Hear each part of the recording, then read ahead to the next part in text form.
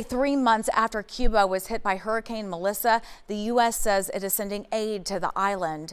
CBS News Miami's Morgan Reiner is your reporter live in Fort Lauderdale. And Morgan, the aid will come in the form of planes and ships.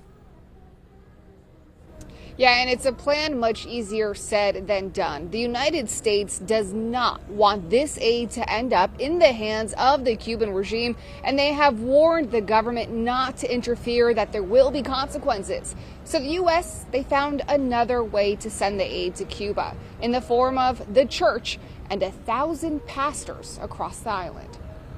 This is what the inside of a church in Weston looks like. Boxes of tuna, rice, beans. There's nothing political about cans of tuna and rice and beans and pasta. In a briefing with the press, Undersecretary of State for Foreign Assistance, Humanitarian Affairs, and Religious Freedom, Jeremy Lewin, said they did not ask the Cuban regime if they wanted the aid. It's not their aid. They're in no position to take care of their people. They're in no position to make decisions about this.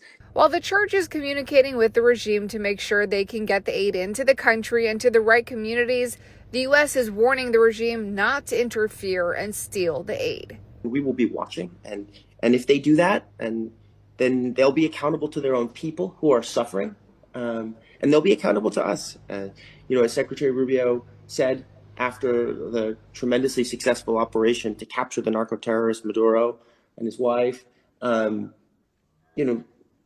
play games with this president. Hurricane Melissa hit the island back in October as a Category 5 hurricane.